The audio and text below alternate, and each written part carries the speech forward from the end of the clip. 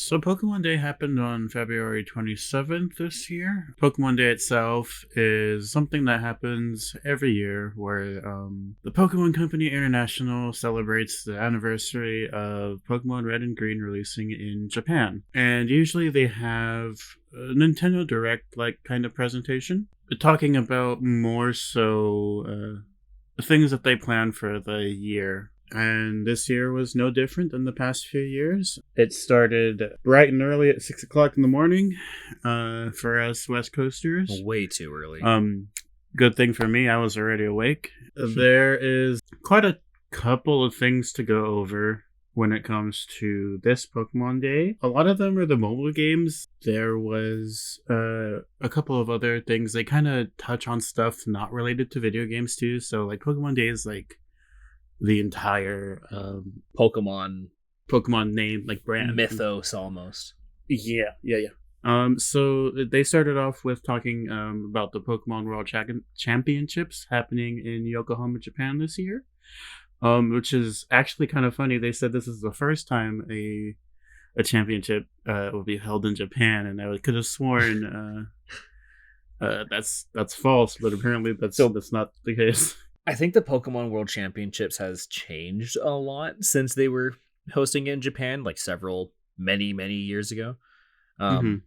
It's become, it went from a place where some people got invites to play in either the video game or the trading card game with very little fanfare to becoming almost like a big Pokemon convention, like multi-day Pokemon convention. So there's more than just like the actual championships at Pokemon.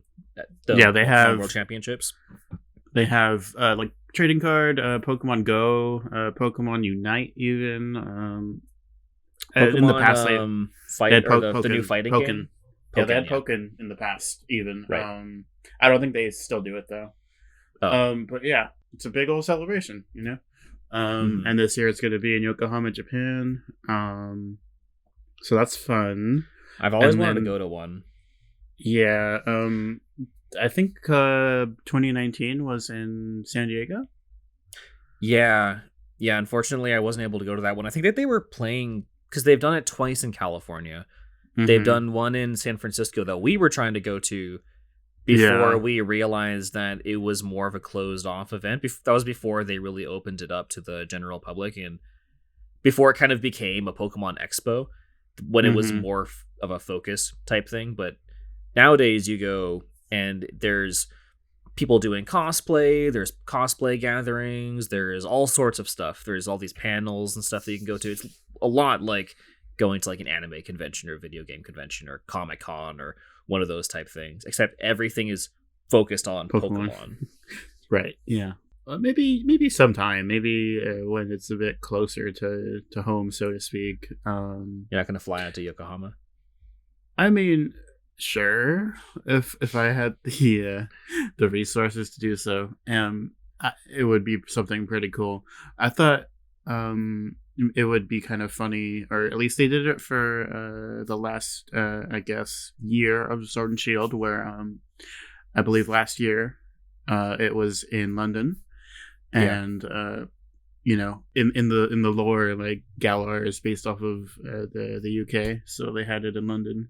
I thought they might have, you know, had it in Spain maybe this year, but whatever, it's fine. Yokohama, Spain, same thing.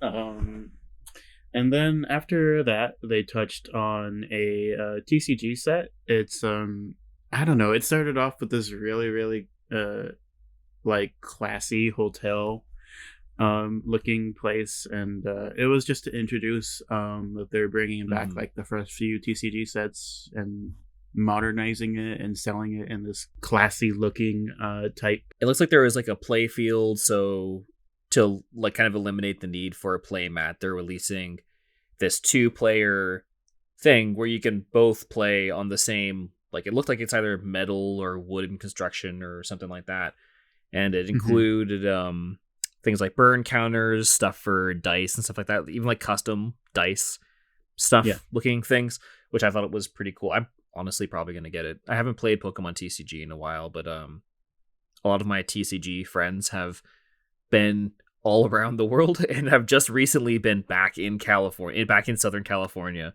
for the first time in a while, including half of them being in Japan for a while. So if I'm going to get back into TCG, this looks super cool. Those damage counters, I was just looking at it again. Those are sick. Mm-hmm. Assuming those are damage counters, like it's just kind of, it's just generic. You can use it for anything, but we all know the point of them. Yeah, TCG has always been something that I've been kind of interested in, but I more so like collecting the cards as far as just having that. But I haven't done cards since probably before Sword and Shield. And then we were introduced to a new Netflix series. They're collaborating to make a stop motion type animation series on Netflix. It's called Pokemon Concierge. And apparently the whole thing about it is they're trying to bring in, at least from what they were saying to us in the Pokemon Day stuff, they said that they're trying to make it a series based around myths and legends that the fans themselves have created about the series.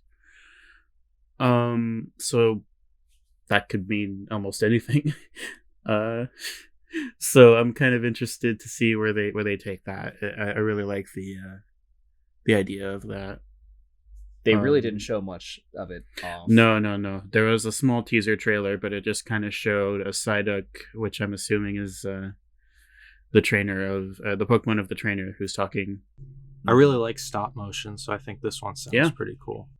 Yeah, I'm definitely gonna check it out when it comes out. Like I said, they touched on the mobile games after that. Just a couple things to say about it. Pokemon Unite has new, like I said, Pokemon Day events. Cafe Remix has Pokemon Day events. Pokemon Masters.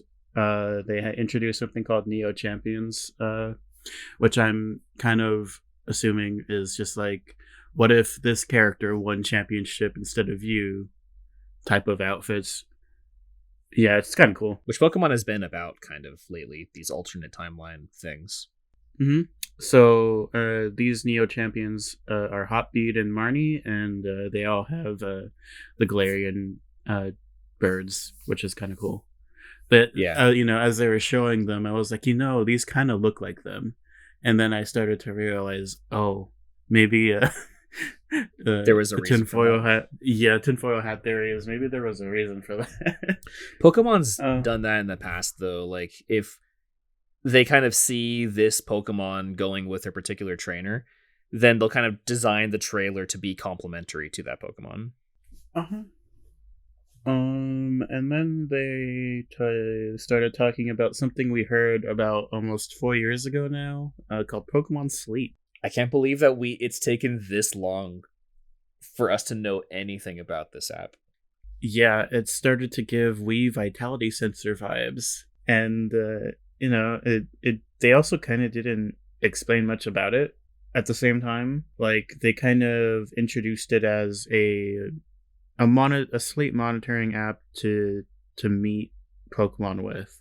So like, you're gonna go to sleep and you set it and forget it type thing, and when you wake up in the morning you get resources or something in the game, and it rewards you for your sleeping habits. And like, the whole setup of it is you're helping this professor research Pokemon sleep type. I used to have a sleep app that would monitor my sleep, and it would check to see what level, like where in my sleep cycle I was. Like, it wouldn't wake me up during my REM sleep, so because it was also an alarm, because that when you wake up during REM sleep you tend to be super groggy and stuff, so it would kind of figure out my lightest sleep stage, and then I would give it like a time, like, hey, wake me up within this hour, give or take, and it would wake me up, and it was super refreshing. Like, while I had that app, I think it's kind of defunct now, but while I had it, I basically had the best sleep, and I woke up the best,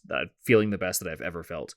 So if Pokemon Sleep does something similar to that, and it seems like it is, because it's classifying different types of sleep, like there's like all of these like snoozing versus drowsing and other types of sleep.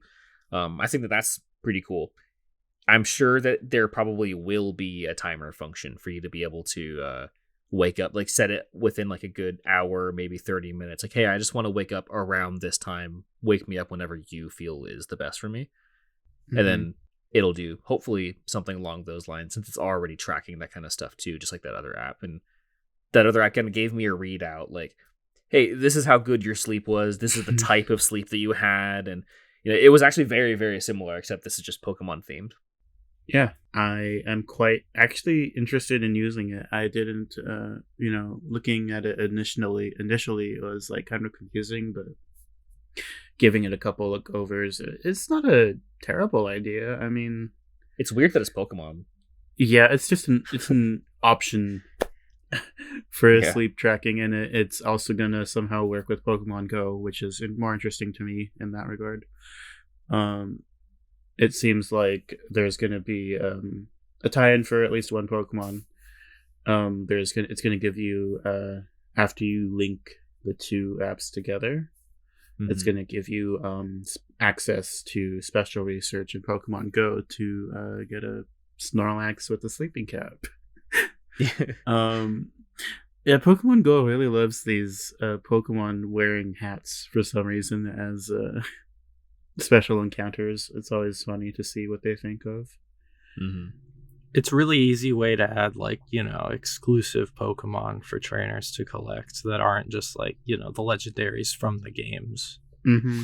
Yeah, like whatever is going on during this event is like a special thing, so you have to play during this time in order to get it. And alongside that, they introduced the Pokemon Go Plus, which is a new peripheral that you have for Pokemon Sleep and for Pokemon Go. When you use it in Pokemon Sleep, it kind of acts as like a alarm of sorts, or like a notification type thing. It makes Pikachu noises.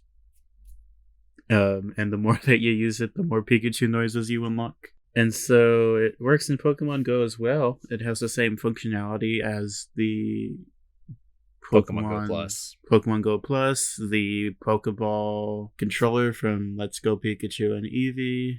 And if you have an Apple Watch, it has that same functionality. It's literally just a Pokemon Go Plus. Except now you can select Great and Ultra Balls.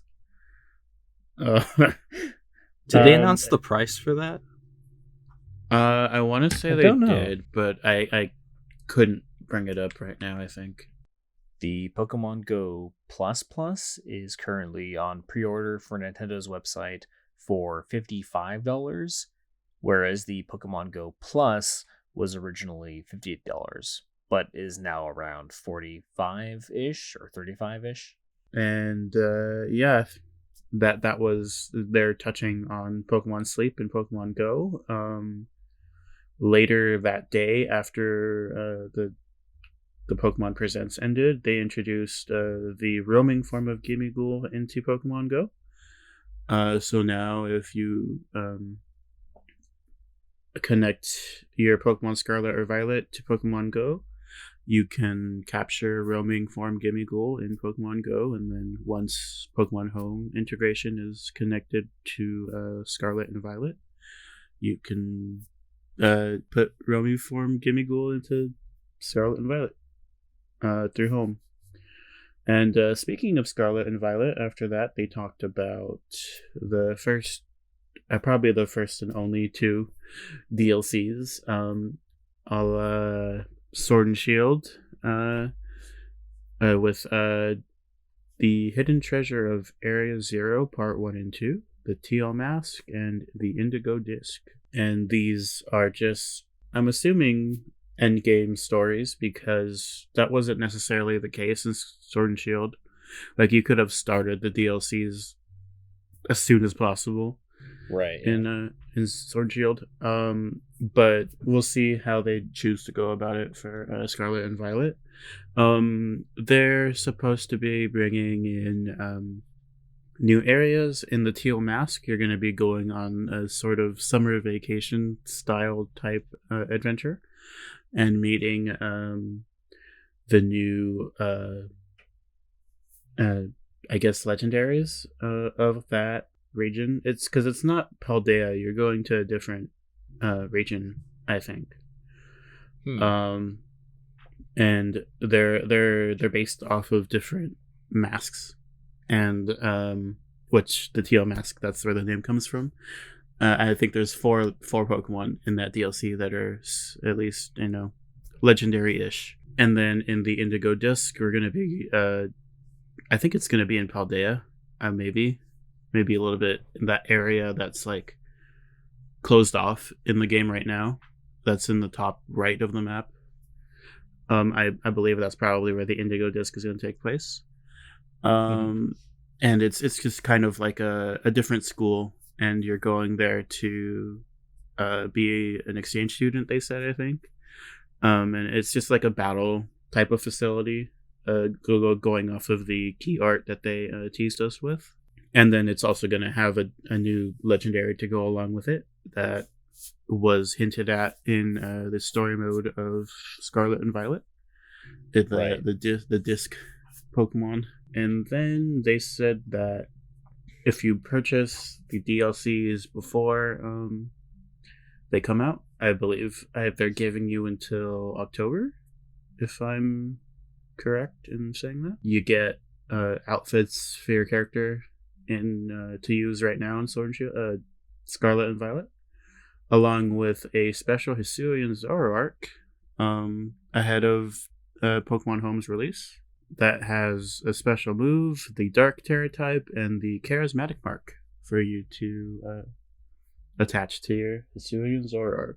And then after that, they're like, we have one more thing to say. Releasing today is a special Terra raid for the Pokemon Walking Rake, Suicune, Paradox form, and Iron Leaves Virizion Paradox form. So these were kind of teased in Scarlet and Violet. If you took a look at any of the books in the school, I guess people expected the DLCs to actually resolve to center around these two Pokemon, but it turns out that's not the case.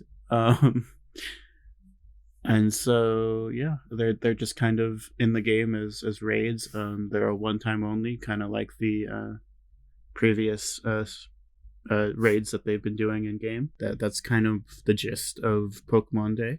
And just to add on to that, the three Pokemon that you mentioned earlier, they put out some social media stuff on like Instagram, Twitter, that kind of thing. The Pokemon that they're the presumed legendaries that they're showing off in the teal mask, Okidogi, that's like the big the green, monkey, the dog thing. Exactly. Monkey Dory, which is the Dory. monkey-looking guy, the little blue face-looking thing, and that bird is Pheasantipity, which is a fantastic name and also a fantastic design. Yeah, so all of those names are kind of based off of things of saying, it's okay, you know? Mm-hmm. Everything is Monkey Dory, Okidogi, and it's quite pheasantipitous that we're all together right now. Yeah, serendipitous, pheasantipitous. It's fantastic names. Yeah, I really love that. There you go. They also mentioned some links to Pokemon Go with Scarlet and Violet. Yeah. So in Pokemon Go, you can walk around, and as you're spinning these Pokestops, you're receiving these gifts that you can give to people. And they include little postcards of each like individual place. So like if you get a postcard from like a specific fountain, or so if you spin the Pokestop for a specific fountain and give that as a gift, that'll be the fountain as a postcard. It'll be a picture of the fountain as the postcard. And they're doing that again so they're introducing that functionality into Scarlet and Violet, where you can send the postcards over to your game in Scarlet and Violet. And then as you're doing that, different patterns of the Pokemon Vivillon appear, which is kind of the whole idea behind Vivillon when it was first introduced, is that depending on the location that you are, different patterns will appear on it. So I think that's kind of a cool idea, depending on where you go in real life, and send that over to Scarlet and Violet, different patterns of Pokemon Vivillon will appear in the game. Mm-hmm. And actually, that's pretty new to Pokemon Go itself too. Not sending postcards, but the whole connection to Vivian and postcards was quite the more recent addition, and people had already been saving postcards before this was happening. So I'm kind of glad I started doing that, because that's actually the only way, aside from Pokemon Go, to get different patterned Vivian right now reasonably. Aside from Pokemon Black and White, which they're actually shutting down the servers to be able to transfer Pokemon over from those old games. So yeah, X and Y. Or sorry, X and Y. Yeah. Yeah. Later this month, actually, I think they're shutting down those servers. So this is going to be really the only way to do that. Speaking of that, they did say Pokemon Bank will be free to use after the eShop closure. And then just to touch on the Gimmighoul thing in Pokemon Go, because I did a bit of field research when that came out. I assumed that it would be nice to talk about on the show about how it works. It's kind of like the Meltan box, if you ever use that. Once you send a postcard over to Scarlet or Violet, it activates something in Go where you can just, it's kind of like an instance that you start, and it lasts for 30 minutes. And it just spawns Gimmighoul, but you gotta keep moving constantly. And if you catch the Gimmighoul in a specific way, it has a chance of dropping coins that you need 999 of, just like in Scarlet and Violet, to evolve Gimmighoul into Golden Go. But the drop rate is abysmal, so I hope they fix that. Yeah, I mean it's a nice thing to finally have. I hope Home is updated soon, because I gotta finish my living decks. I gotta put them all together, because I'm ready for that to be done until these new Pokemon come out.